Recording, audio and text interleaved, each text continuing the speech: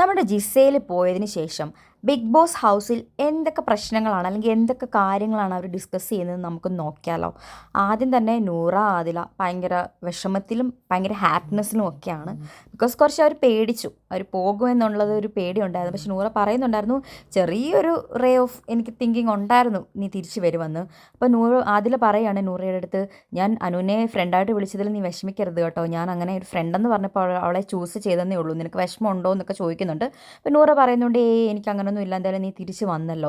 അപ്പം നമ്മുടെ നെവിൻ മോൻ ഇവിടെ തകർത്ത കരച്ചിലാണ് ഇപ്പോഴും. നമ്മുടെ ജിസയിൽ പോയിട്ടും ജിസേലിൻ്റെ പോയതിൻ്റെ ആ സങ്കടം ഏറ്റവും കൂടുതൽ കാണിക്കുന്നത് നെവീനിലാണ്.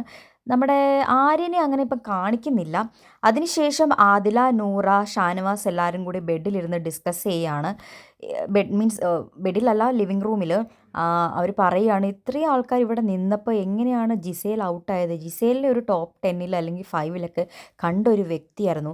അതിനോടൊപ്പം തന്നെ ഈ നമ്മുടെ സാബുമാനും ലക്ഷ്മിയൊക്കെ ഇവിടെ ഇരിക്കുമ്പോൾ എങ്ങനെയായിരിക്കും ഈ ജിസേൽ ഔട്ടായത്. ഇതൊരു അൺഫെയർ എവിക്ഷൻ അല്ലേ, ഒട്ടും എക്സ്പെക്റ്റ് ചെയ്യാൻ പറ്റുന്നില്ല ഇവിടെ എന്തൊക്കെയാണ് നടക്കുന്നതെന്ന്. അപ്പോൾ നൂറ പറയുന്നുണ്ട് ശരിക്കും പറഞ്ഞാൽ ഇപ്പോഴാണ് ഇമ്മ്യൂണിറ്റിയുടെയൊക്കെ വില മനസ്സിലാവുന്നതെന്ന് നൂറ പറയുന്നുണ്ട്. അതിനോടൊപ്പം തന്നെ ആദില പറയുന്നു ഓണിയിൽ പോകുന്നു നിങ്ങൾ ആരെങ്കിലും കരുതിയായിരുന്നോ, ഒരിക്കലുമില്ല, ഇത് ശരിക്കും പറഞ്ഞ ഒരു അൺഎക്സ്പെക്റ്റഡ് ആയിരുന്നു. അതേപോലെ ഇവർ പറയുകയാണ് ഇനി ലക്ഷ്മി എൻ്റെ അടുത്തേക്ക് വരുമ്പോൾ ഞാൻ ലക്ഷ്മിയെ അധികം അടുപ്പിക്കത്തില്ല, ഇങ്ങോട്ട് വരികയാണ്, ഒരു കാര്യവും സ്വന്തമായിട്ട് ഒരു ഇതുമില്ല, കണ്ടൻറ്റും ഇല്ല, ഇങ്ങോട്ട് വരുമ്പോൾ നമ്മൾ അങ്ങോട്ട് കൊടുക്കുന്ന കണ്ടൻറ്റ് വെച്ചിട്ടാണ് അവരിവിടെ നിൽക്കുന്നത്, ഇനി അടുപ്പിക്കുന്ന പ്രശ്നമേ ഇല്ല എന്നൊക്കെ പറയുന്നു. പിന്നെ അതിനുശേഷം നമ്മുടെ സാബുമാൻ്റെ അടുത്ത് അക്ബർ കുറച്ച് ഡിസപ്പോയിൻറ്റഡ് ആണ്. സാബുമാൻ അക്ബറിനെ കുറിച്ച് പറഞ്ഞ കാര്യത്തിൽ അക്ബർ ഇച്ചിരി ഡിസപ്പോയിൻറ്റഡ് ആണ്. സാബുമാനോട് അക്ബർ അത് ചോദിച്ച് ക്ലാരിഫിക്കേഷനൊക്കെ നടത്തുന്നുണ്ട്. അപ്പോൾ അതൊക്കെയാണ്.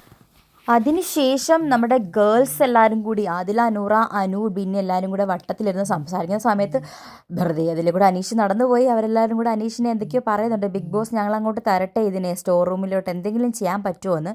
അനു അതിനുശേഷം നമ്മുടെ ട്രിവാൻഡ്രം സ്ലാങ്ങിൽ അനീഷിനോട് സംസാരിക്കുന്നു. അനീഷ് തിരിച്ച് സംസാരിക്കുന്നു. അതൊക്കെ കേൾക്കാൻ നല്ല രസമുണ്ടായിരുന്നു. അതിനുശേഷം പിന്നെ ലൈറ്റ്സ് എല്ലാം ഓഫായി.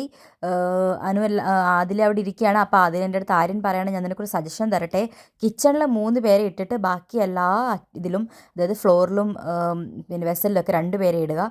അതിനുശേഷം നമ്മുടെ ടോയ്ലറ്റൊക്കെ കഴുകാൻ ഒരാൾ പോരെ. അപ്പോൾ ആദില പറയുന്നുണ്ട് ഞാനും കൂടെ കൂടാന്ന്. അപ്പോൾ നമ്മുടെ ആര്യൻ പറയുകയാണ് നിന്നെയും കൂടെ ചേർത്തിട്ടാണ് ഞാൻ ഓൾറെഡി പറഞ്ഞത്. അങ്ങനെയുള്ള ഡിസ്കഷനോട് കൂടിയൊക്കെ നമ്മുടെ ഇന്നത്തെ എപ്പിസോഡ് കഴിഞ്ഞു. അങ്ങനെ നാളെ ഇനി എന്താകുമെന്ന് നമുക്ക് കണ്ടറിയാം അല്ലേ. എല്ലാവരും ഭയങ്കര വെയിറ്റിങ്ങിലാണ് ഇനിയുള്ള എപ്പിസോഡ്സ് എങ്ങനെയായിരിക്കും, ഇവരുടെ ഗെയിംസ് എങ്ങനെയായിരിക്കും എന്നൊക്കെ അറിയാൻ വേണ്ടി ഭയങ്കര എക്സൈറ്റഡ് ആയിട്ട് ഇരിക്കുകയാണ്. നമ്മൾ പ്രതീക്ഷിക്കുന്നതിന് വിപരീതപരമായിട്ടാണ് എല്ലാം നടക്കാൻ സാധ്യത, എങ്കിലും നമുക്ക് നോക്കാം.